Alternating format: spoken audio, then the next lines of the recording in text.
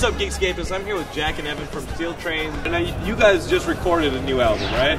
No, I mean, yes, but like, it's complicated. Okay. It's the exact plot of the movie. It's complicated. I know. It's got Meryl Streep. Yeah. We went through some label, like, you know, that whole story thing, and we decided to make our record either way. And we went out there and we just did it, not on our own. We still, you know, did it.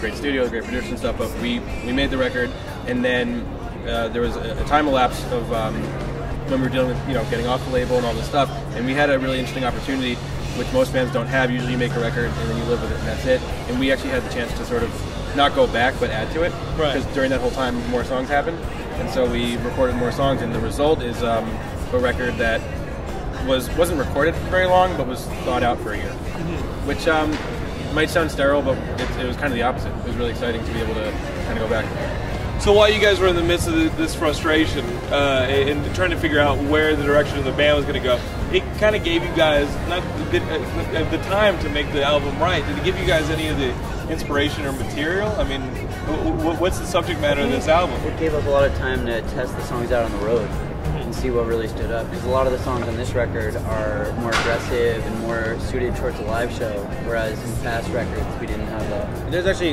a specific story that to your question, the record was done and it was everyone was really excited about it, but our manager and our agent specifically were talking about having a song. I'm not going to say single because it's not what they're talking about. They're talking about having a song that sort of embodies the whole record. Because one thing that we've always had a really hard time with in our band is having a song to put out there. With Trampoline, the 3 songs we're choosing to put out there was like they were totally different things, and we just went with one route. And so this time, you know, I actually like had a conversation with them and then went and like tried to do that. And what actually happened was by far, in our opinion, the best song on the record. Wow. So it's kind of like once again, sounds sterile, but it's kind of how we work. It's just real specific, and then, you know, just really think about things and kind of let the art happen after. Like, I had known about your band, and even after Trampoline came out, I wasn't totally convinced until I saw you guys live at Bamboozle that one year that I met you. Yeah. And seeing you guys live was just a transformative experience. And like you said, I mean, it would be amazing to have an album that is really representative of that live show. I mean, for you guys listening, whatever you think of Steel Train, unless you've seen them live, you really can't put a real opinion together. I mean, what are the frustrations in trying to translate that to a studio album, and what's the exhilaration now looking at this album that you think encapsulates the live performance the best? That was our goal, to capture the live performance, and I guess it sort of worked out with the producer that we found to go with it. This guy, Steve McDonald, is a great guy. He's in that band Red Cross. He produced like Beer Rome Pet. What else did he do? He's done tons of stuff.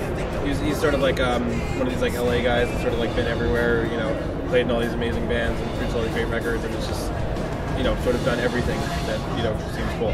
Well, what did you guys take from somebody with that kind of experience? I mean, you guys must have learned a ton while you guys were recording this album. Great stories. Great stories. I mean, we were saying that like half the time we'd be recording and half the time we would be talking about like space and time, literally, you know, and then just, you know, with Steve, it's really nice to work with someone who's so like cool, and I mean that in the best way, but isn't too cool.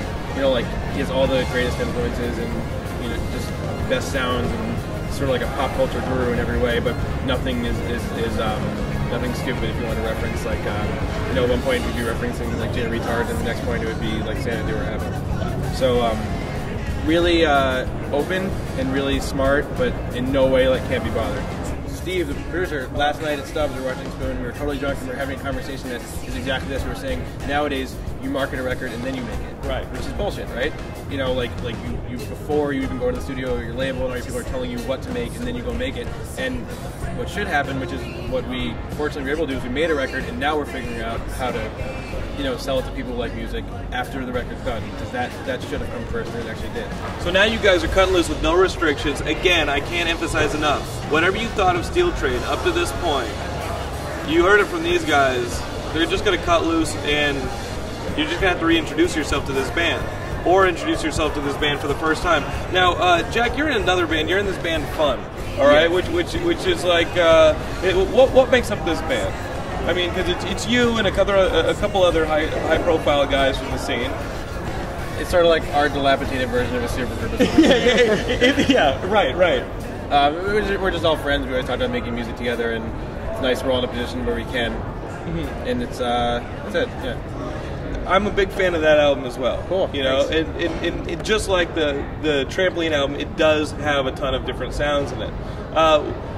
Stretching yourself between two bands and stretching those bands between a bunch of sounds, what do you draw from? Is there a definitive source, or I mean, like where are you guys drawing your songwriting from? Especially in a band that has three people who all have identified themselves in other bands as well, come together. Well, it's a totally different process, which is why it works. Like I couldn't go and just do another band, you know, because, like they really have nothing to do with each other creatively because of how differently it works. So that's kind of precisely why it works. Is trying to think of a good way to put it. It's just yeah, it's really just it's so different that it takes up different parts of the brain. And then just specifically time-wise, I've recently gotten out of a relationship, so I've like opened an entire half of the year in a way. I will stay up till 4 a.m. writing music. And my theory is like, I want to do that right now. I want to never be home. I want to be sitting with you here, like feeling like shit, you know, because like I have like 3 shows and I didn't sleep last night because I was doing this and that. Like that's what I want to do. Right. And I don't know how long I'm going to want to do that. Or I mean, but at the end of the day, what else is left? You know what I mean? Well, you have to do it, right? So it's like I want to. It's not about art. I always want to do that, but I right now I want to work like an asshole.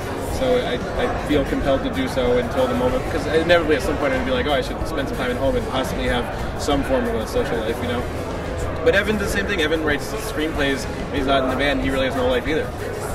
Well, guys, that's what you get. Loser.